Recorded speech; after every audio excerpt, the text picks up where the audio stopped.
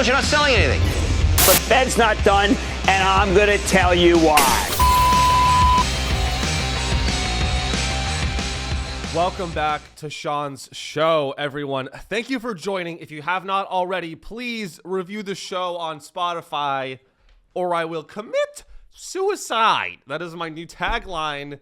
Review the show on Spotify, or I will kill myself.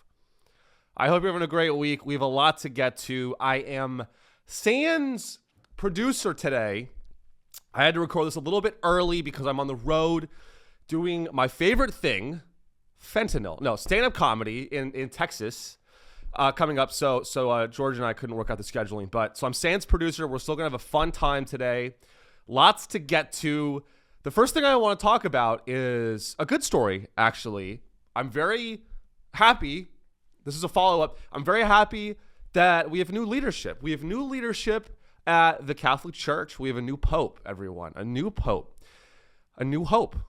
A new hope. A new pope. Episode 4. A new child rapist. Episode 4. A new pope. Kids get molested. We have a new pope, and all of that comes with new decrees. Now, what's interesting about getting a new pope is that there are all these new decrees that the new pope makes, as if religion isn't this unchanging rock of ethics.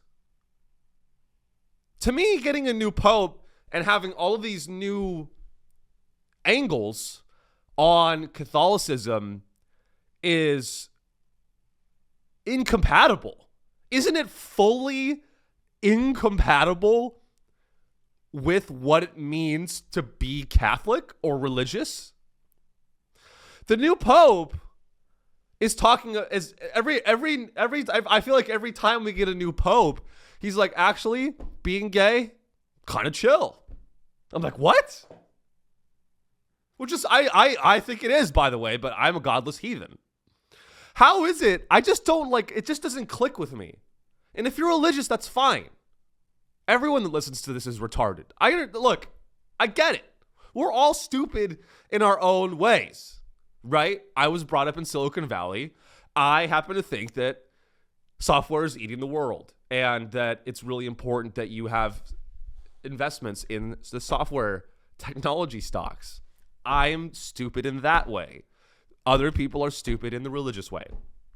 But what doesn't click with me is that the new pope, this new leader, can shape what it means to be Catholic in a new way. As if the Bible even the Bible gets rewritten. And again, I'm not here to be a coastal elitist and just shit on religion for an hour. That's not what I'm going to do. I will say I don't care about what the new pope thinks about artificial intelligence. The pope is coming out with all of these decrees and all these takes. It's like he does a podcast. Everything is podcast now. Truly, everything is just podcasting. Everything in the world is just different forms of podcasts. Presidential debates, podcast. The Pope doing a speech to the world, podcast. Right? It's just all podcasting now. And I'm late to the trend, so I'm the real idiot. But the Pope has come out, and I want to read you the headline here. Pope Leo XIV lays out vision of papacy, which sounds like a fruit or papacy. I don't know. It sounds like papacy. Sounds like an Italian spice. Pope Leo is laying out his vision for his papacy and identifies AI as a main challenge for humanity. Well, it's very good to know that the CEO of Child Rape International is opposed to making things a little bit more efficient with AI. That's good. I'm very glad that the CEO of Child Rape is opposed to AI. And that's the thing, guys. The Pope, the new Pope, is warning us about the dangers of AI. And we should all be fucking terrified. And I'll tell you why. Because if the Pope believes in the Bible's ethics, and that guy is scared and thinks AI may be evil, if someone that believes in the Bible thinks that AI is evil, we should all be fucking terrified. Because the Bible is like, takes a lot of liberties. If you've read the Bible, it takes a lot of liberties. So a guy that believes in all that shit thinks that AI might be unethical, we should be fucking terrified. You know what else I don't understand? I don't understand this about the new Pope. I don't understand this. The guy has a degree in mathematics. How do you read? I don't understand. I can't get it through my stupid head. I can't get it through my head that a guy who read advanced topics in abstract algebra, he read that and he was like, yes, this is clear and it makes sense to me. And then he also read the Bible and was like, yes, that's also clear and that also makes sense to me. Both of these things are clear and true. I am the Pope. I've studied abstract algebra. I've looked into the void. I've looked into the void of math. I've stared into the void. I've taken real analysis, abstract algebra, category theory. I've seen symbols rearranged in different ways that would make your eyes bleed. I've torn back.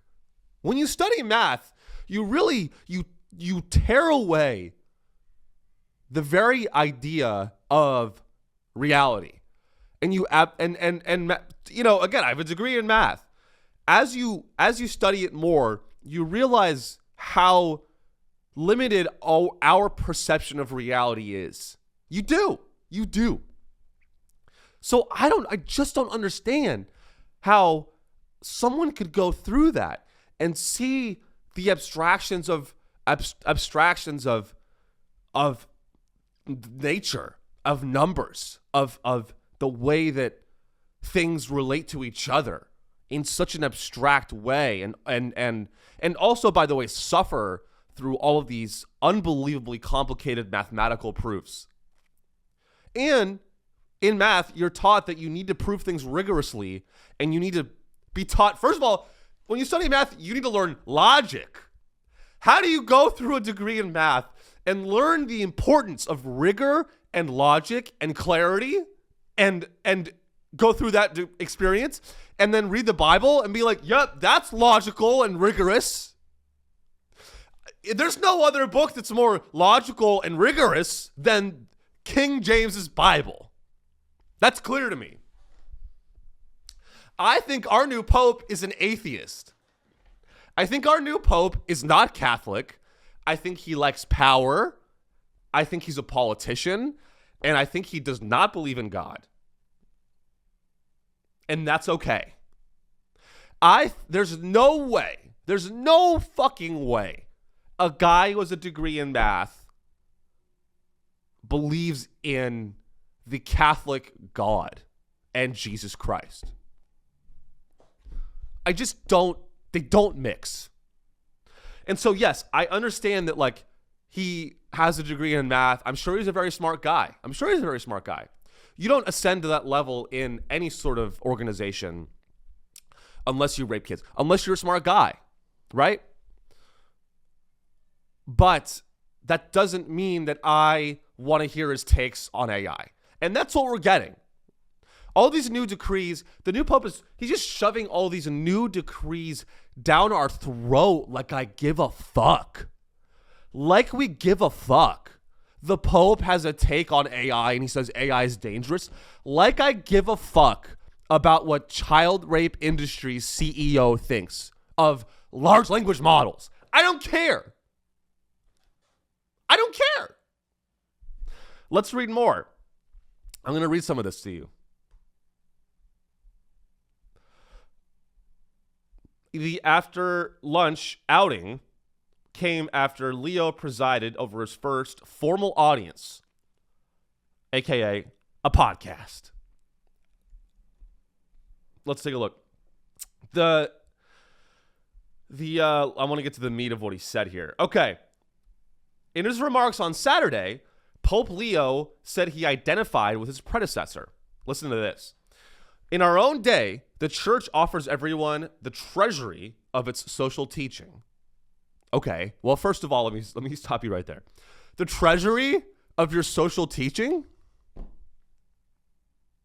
I grew up Catholic. Let me tell you, there's nothing treasured about the social teachings of Catholicism. And I don't have to go deeper than that, but we all know that these things are not treasured. It's more like mandated. These are not treasures, okay? Thinking that being being a guy and liking to suck a little bit of dick means you'll burn in hellfire for eternity. I would not describe that as a treasured social teaching. But we'll move on. I don't want to be, again, I think religion's important. I'm not trying to be overly critical of religion, because I honestly think if everyone was an atheist, I would commit suicide because I need to be the heel. Do you understand?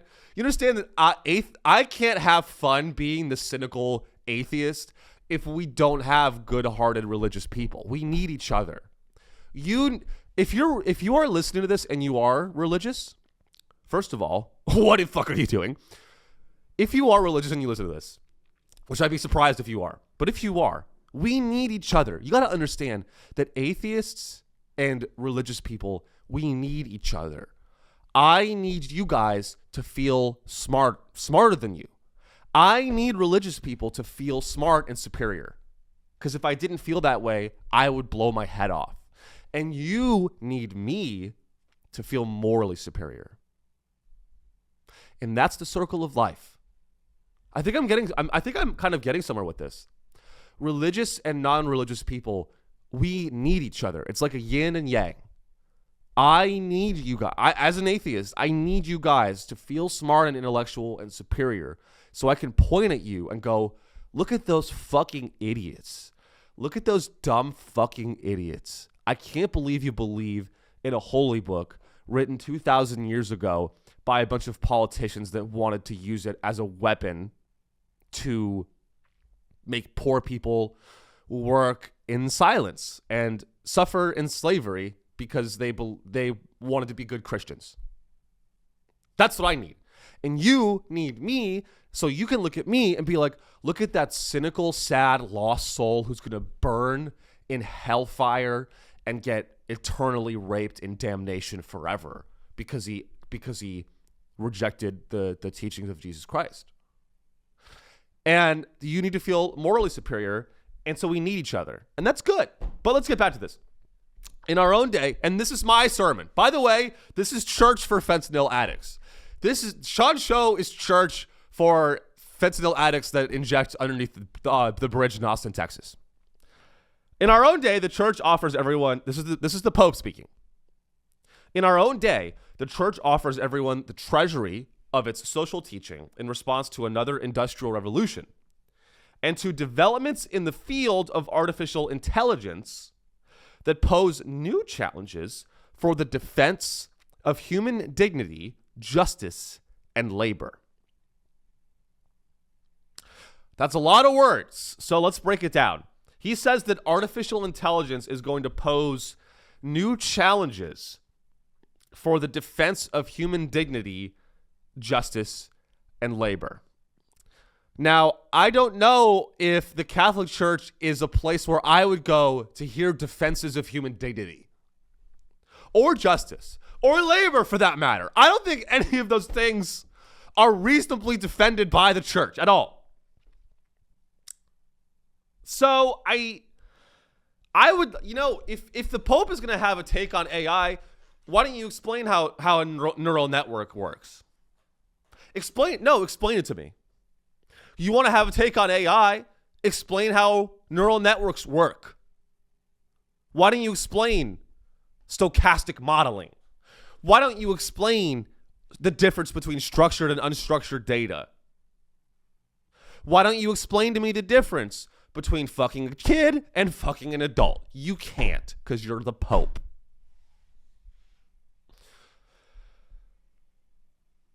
that is the gist of that story. I really don't. I want to see if there's any other meat here before we move on. We have a lot to get to. Let's take a look. Okay. One more. Paolo Benanti, a Franciscan friar, professor, and the Vatican's top advisor on the ethics of AI. Why? Hold on. Can I just, I know I'm like spending too long on this topic, but there's a reason for it. There's the Vatican. Listen to this. Paolo Benanti, a Franciscan friar, professor, and the Vatican's top advisor on the ethics of AI, said he was surprised by Leo's bold priorities. Okay, this is the sickness of like Catholic leadership. Listen to this. Father Benanti remembers that just 15 years ago, when he told his doctoral advisors that he wanted to study cyborgs and human enhancement at the Gregorian, the pontifical university where he now teaches, his advisors thought he was nuts. And now it's the first topic of a pope. As a cardinal and head of the Vatican office that selects and manages bishops around the world, the pope was already thinking about AI. Father Benanti said that last September, the future pope, who has a degree in mathematics, invited the friar to talk to the heads of the other Vatican departments about how to deal with digital life generally, including AI. Now, why? I don't understand why the Catholic. See, this is what this is, guys. This is the Catholic Church trying to stay relevant. Okay, that's what's going on here. You gotta understand that this is the Catholic Church trying to be relevant in the media, and it's a very smart move.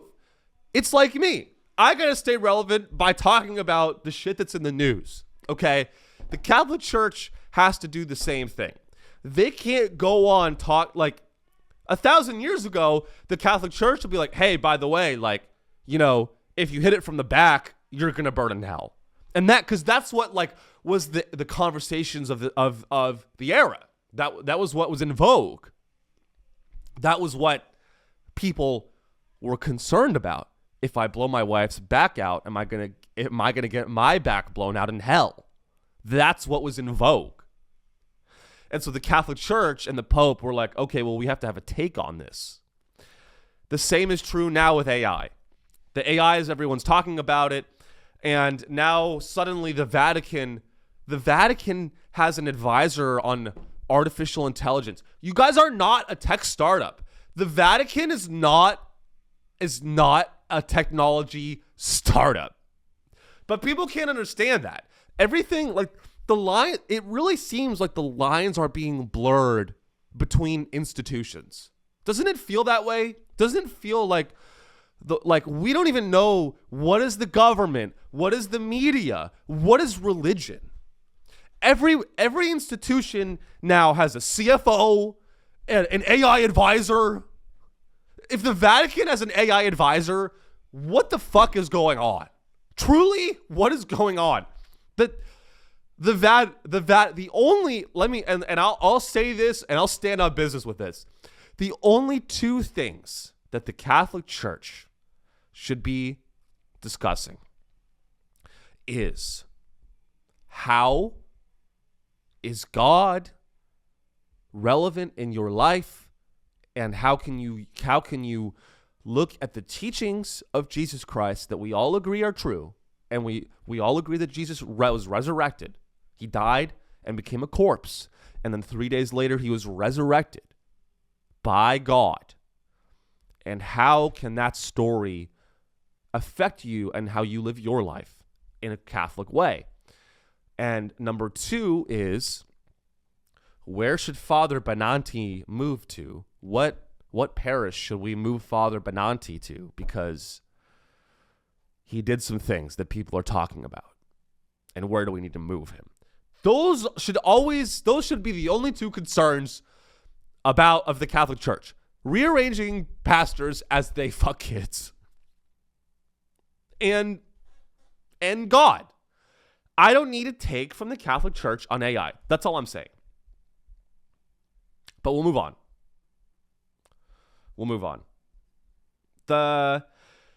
Speaking of unholy things, a fertility, this is kind of relevant because obviously some religious people feel a type of way about this. A fertility clinic in Palm Springs was bombed. It was bombed, and it was and fortunately no one was hurt. None of the eggs were blown up. It was, I read this story and it felt more like the guy blew him. Like, the headline is this: suspect killed in targeted Palm Springs fertility clinic explosion identified, authorities say. Now, yeah, he did blow up a good side part of the building. But the real headline is suspect blows himself up nearby fertility clinic. Like, I mean, yeah, he hit the building, but like he did a pretty bad job. He didn't get any of the eggs. He didn't kill anyone out. Like, I mean, he didn't do what he was trying to do, which I'm grateful for. Again, it's good. He just killed himself. His name was Guy Bartkus. I would have bombed a fertility clinic too if that was my name. Guy Bartkus. This is a guy that was bullied. This is definitely a guy that was bullied his entire life. Guy Bartkus was the sole person killed in the blast that injured 4 other people. A law enforcement source previously told CNN that they believe the person killed was also responsible for the attack. So what was this guy's whole angle? An anti-pro-life manifesto believed to be authored by the suspect has been located and is being examined by the FBI. An anti-pro-life manifesto. Now, that's a lot of prefixes, so let's figure out what that means. So he's against pro-life. So he's pro-abortion.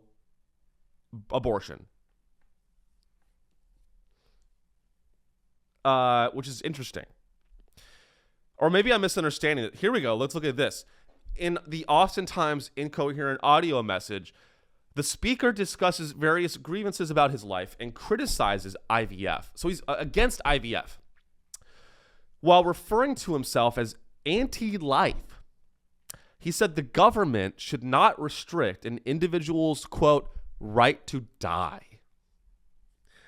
You know what? I agree with this guy. I didn't agree. No one consented to their existence. Because it's impossible. You can't consent to your own existence. You just exist, right? Someone else decides that you will exist. So, in an abstract sense, I agree with this guy. But in a practical sense, I like, in that sense, I don't agree with this guy. I'm very pro-life. I don't think that we should be, again, and this is a throwback. If you've listened to this show for a long time, you may remember I did a show called The Thoughtless Experiment. And on the very first episode of that show, we talked about suicide pods. I think I've talked about suicide pods on this iteration of my many failed podcast ventures. But Sweden has a suicide pod, and they're like, the government is helping people hop. It's something out of Futurama. It's out of Futurama. They're hop, are you depressed? Are you in chronic pain? Just get in the suicide pod and call it a day. Call it a day. I don't, and again, they're a startup, and and that truly is one of the main issues of Silicon Valley, is that they're making things that should be difficult. They're making things that should be raw, hard. They're making everything frictionless, and they're taking the humanity out of everything, even death. That is the scariest thing about these like suicide pod companies. And like I think it's Switzerland or Sweden. But excuse me. I'm getting over a cold today, guys. But they're like, these suicide pods are like, they're making it like death a frictionless, sleek, sexy experience. And that should concern everyone. And so this guy is like in part of this anti-life movement, which I think is just nihilistic. And he's like, you know, I don't understand, but I don't understand the leap of how that goes to, oh, I'm going to bomb an IVF fertility clinic. I don't understand that, because a lot of people have fertility issues. You know, I think like, and again, I've microplastics in my testicles. I may need to go to do IVF with my girlfriend. I don't know. You may need to do it. It's unavoidable. It's unless you like live on a ranch and you drink water out of a fucking metal aluminum tin can. We all have microplastics in our bloodstream, right? So IVF is going to be like, you may need it. But this is an interesting story, because if you don't know, Palm Springs is in like Southern California, and it's mostly retired gay Republicans. I have some family out in the Palm Springs area. It's hell. It's really a boring place. So the fact that this happened in Palm Springs, it's a wealthy area. It's a wealthy area for cynical gay Republicans to go. It's where people vote. Palm Springs is the only area where the majority of the gay men there voted for Trump. And they vote against. It's one of the only places where the gay men actively vote against their own interests. Palm Springs is the only area where gay men voted against gay marriage because they're more concerned about the taxes getting higher. They're like, I don't give a shit about getting married. Stop taxing my LLCs on my real estate.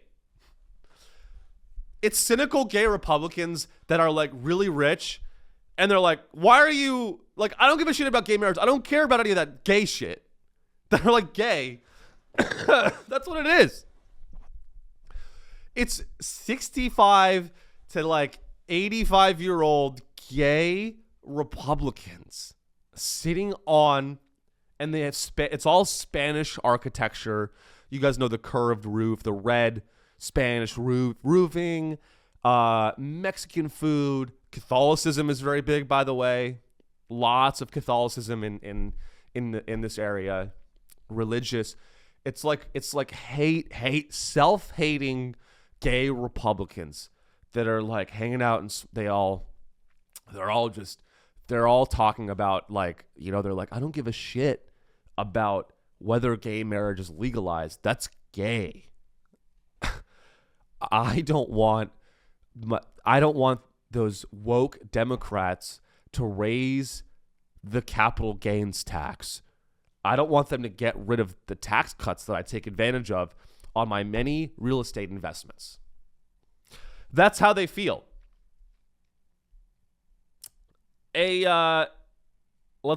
So why did he bomb this fertility clinic? We don't know. It shook up the community for sure. I mean, let's take a look here. IVF and the practice of discarding embryos has been the subject of some conservative and religious criticism. Now, I don't know, does the Pope have a take on IVF yet? I don't know. This is where the Pope should be weighing in, not AI. Why is the Pope doing a take on large language models and not IVF? IVF procedures in Alabama stopped last year after the state Supreme Court ruled frozen embryos were legally children before later resuming.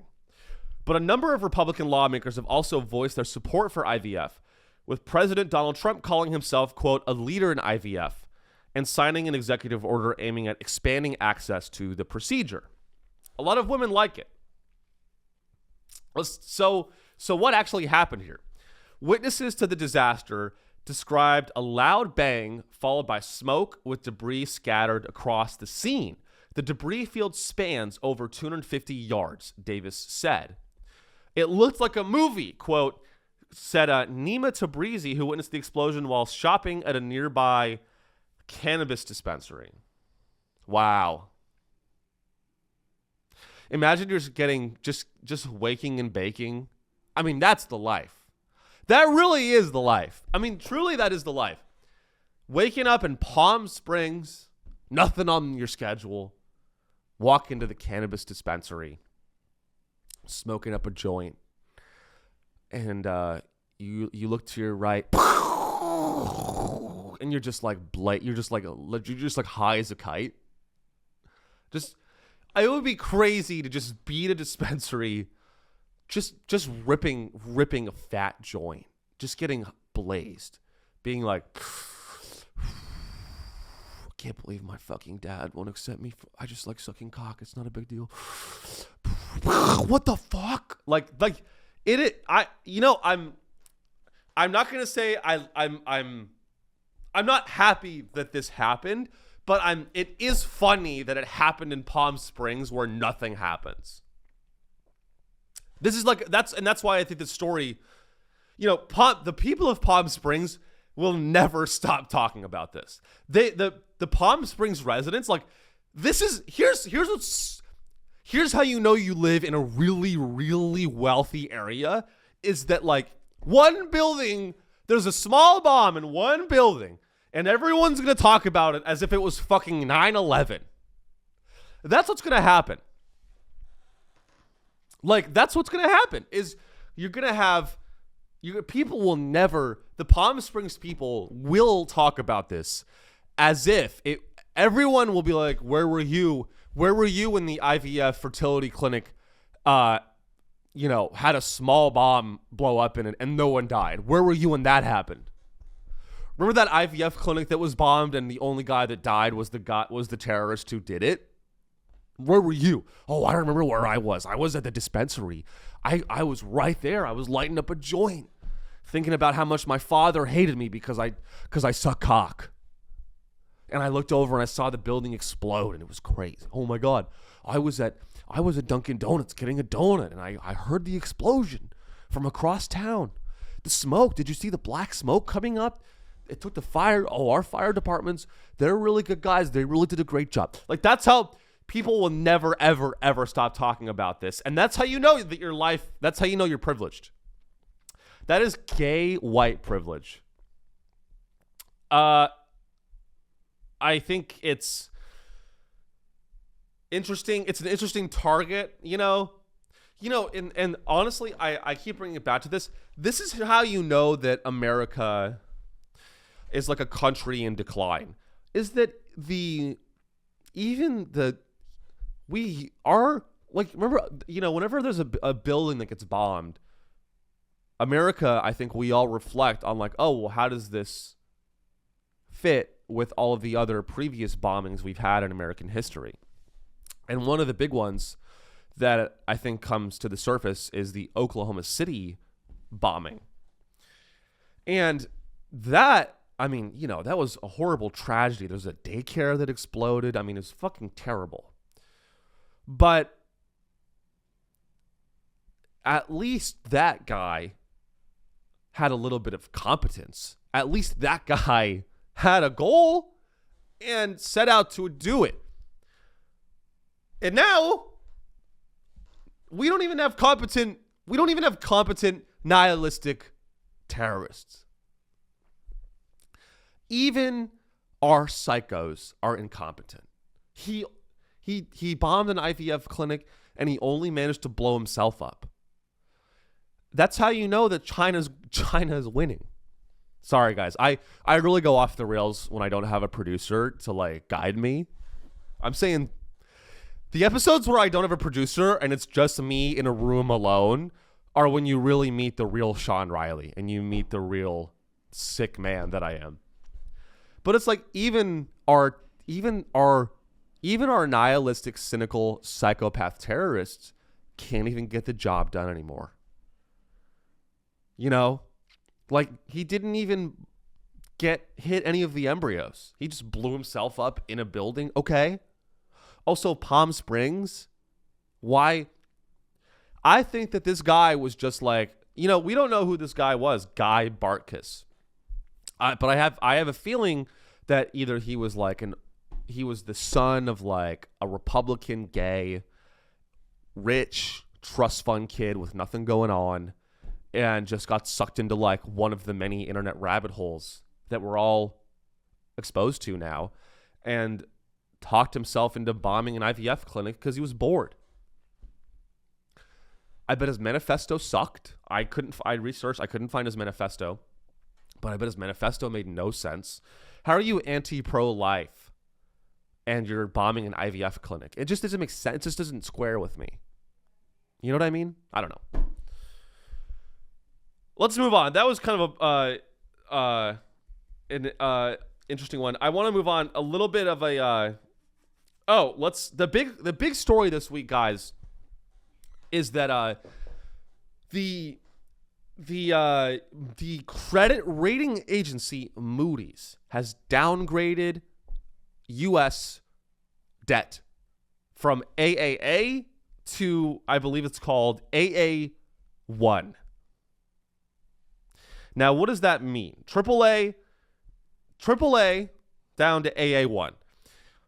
And that was why did Moody's do this? The firm cited financing challenges tied to the federal government's growing budget deficit and the ramifications of rolling over existing U.S. debts in a period of high borrowing costs.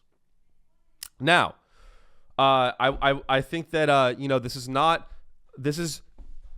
it's a relevant issue because what's interesting about the national debt is that Republicans love to scream about how the national debt is a crisis and we need to start reducing the deficit or else our country's going to go bankrupt and we're going to become a third world country. Our currency will be devalued. But when you look at history, both parties have raised the national debt trillions and trillions and trillions of dollars. So you have one party, the Democrats, that are just like shamelessly raising the national debt, not giving a fuck about it. And then you have the Republicans that pretend that they care and they give any two shits about the national debt. And it's really scary. I mean, it's a very scary time. I think we're at like $46 trillion. Doge did nothing to save the national debt. That was DOA. Doge was DOA. And it's kind of concerning. It's kind of concerning. And stocks are getting hit. The Moody's report didn't highlight anything that every investor doesn't already know, said a investment analyst at Baird. To me, it just kind of provided a little bit of cover for the market to take a breather here. Nothing structurally changes our bullishness on where we think we'll be in the next 6 to 12 months. So, and again, that's the thing. It's these cold Wall Street analyst guys that here's the crazy thing about the whole situation. The only people that actually understand how sovereign debt works are these cold Wall Street analyst guys who understand the intricacies of how bonds and financing and all these, like all the plumbing of the financial infrastructure. The only people that truly understand it are these like Wall Street guys.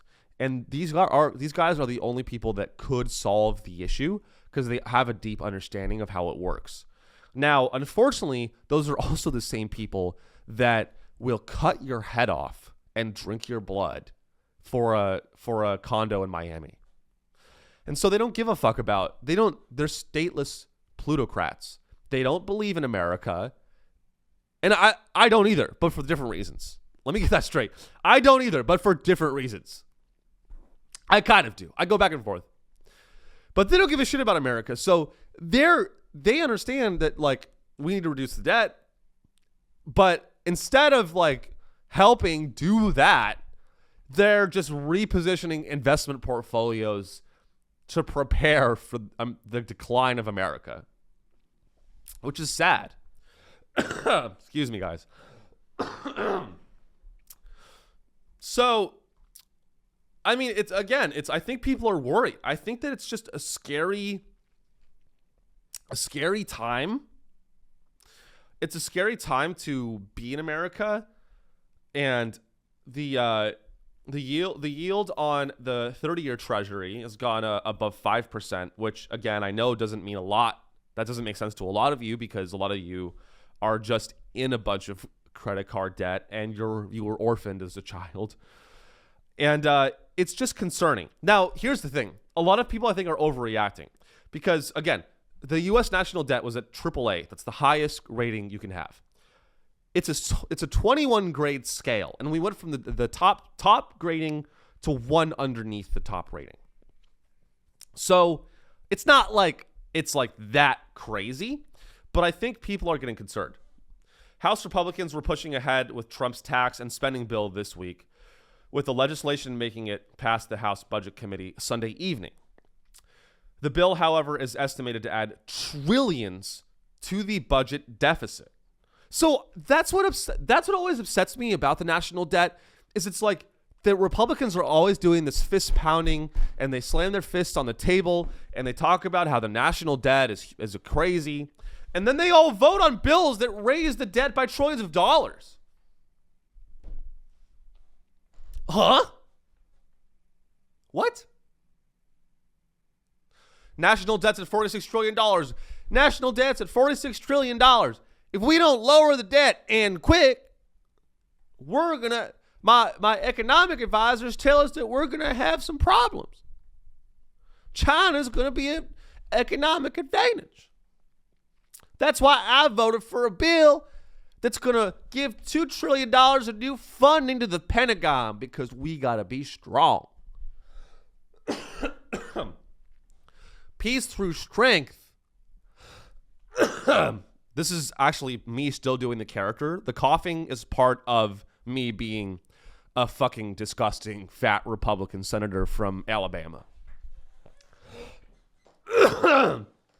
Now, my economic advisors tell me that the budget, that we're at $46 quadrillion in debt or something like that.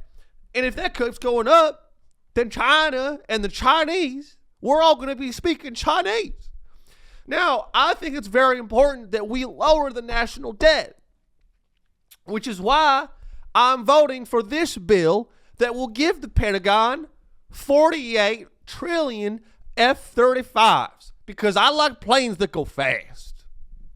I like planes that go fast. This is like every single Republican that screams about the national debt and how we need to reduce the national debt, they pound their fists on the table about how the Democrats, all they do is spend money like there's no tomorrow, and they're like, we really need to cut spending.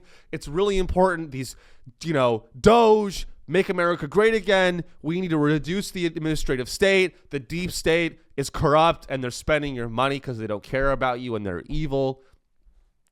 And then they wake up in the morning and they go, that's why I'm voting for this bill that will give the Pentagon elephants that can have these elephants are going to have laser beams that shoot laser beams out of their trunks, and they fly in their underwater elephant laser beams that are going to destroy the Chinese naval ships, because that's what it's going to take for us to have military supremacy. And if we have to spend a little bit of money to do that, well, quite frankly, I think we should. I don't know. I don't know what to say. I don't know what to say anymore. And it's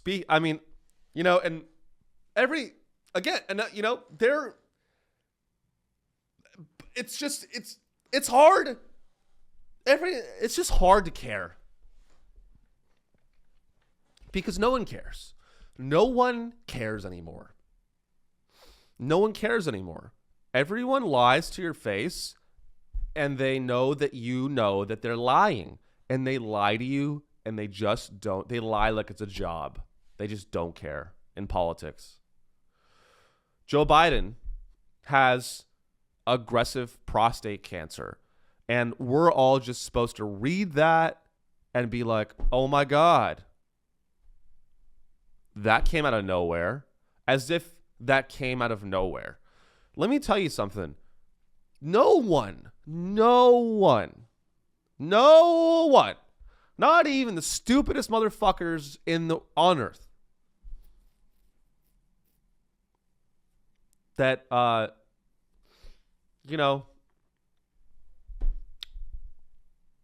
watch reality shows or whatever. Everyone in America believes that Joe Biden was asleep at the wheel and they were propping him up. There's just, when they, and there's people that are out here that are like, well, how could you imply that there was a cover up? Like, have some sympathy for Joe Biden. He has cancer, and you immediately go and talk about how they hid this diagnosis from the American public. How could you immediately go to that and not just be sad that an ex-president has cancer? First of all, I'm not sad that an ex-president has cancer. I'm the opposite of that. I'm glad, because politicians are bad. They're all bad, okay? And it just happens. When you are a politician at that level, you're going to get cancer, because that is, you want to know, I'm not the Pope, but God spoke to me. And you know what God told me? If the Pope can have a take on AI, I can have a take on politicians, okay? When you are a politician at that level, you are putting yourself in a position where you need to make decisions that are so tough every day that you decide who lives and who dies. Every day as the president, you decide who lives and who dies, who gets resources, who doesn't get resources. And you do it largely indiscriminately with imperfect information. And you do it every day, and you start to enjoy it. And you start to enjoy inflicting pain, and you start to enjoy brokering your power and playing the chess game. Doesn't matter if you're a Democrat or you're a Republican. Every politician at that level, they love the chess game of politics. And so, yes, when they get cancer, you bet them a little bit. You know what? Fuck you. I'm sorry. Not fuck you, but I don't have as much sympathy. If I get cancer, I would hope that you guys feel sad for me, because I'm a media pundit and we deserve to live. No, look, I'm not going to just rub salt in his wound, but there's just no fucking way that he's just now realizing that he has aggressive prostate cancer. There's no way that that's true. There's no way that it's true. The finding came after the 82-year-old reported urinary symptoms, which led doctors to discover a nodule on his prostate. He was diagnosed on Friday with the cancer cells having spread to the bone. I mean, the guy is going to die. Now, we have to be, history could have been very different. History could have been different. But unfortunately, most people in the administrative state, which does exist, the deep state, whatever you want to call it, are careerists, and they like that cash. And what happens is you end up your job ends up being elder abuse. Your job in politics is mostly pushing older people beyond their workable years and persuading them into making decisions that they're not fully aware of and voting on bills to help yourself and your friends enjoy living in condos in Manhattan and Miami, and so you can DoorDash for cheap and use immigrant labor to DoorDash Chick-fil-A. That's why people do it. The reason Joe Biden even stayed in the candidacy for the 2024 election, what year is it? I don't even fucking know, is so that the people in the Pentagon could continue to DoorDash Chick-fil-A for cheap. But that's our show. I got to run to a work meeting because my life is in shambles and I still got to make money. I hope you have a great week. Next week, we will be back with George. And thanks for listening if you're still listening. I love you guys. seanreillycomedy.com for my tour dates. I'm going to be in Columbus and I'm going to be in Dallas coming up doing some stand-up comedy. Enjoy your week. And, let's all return to God. Return to God and hail the Pope. And I'll see you in hell. I love you. Bye.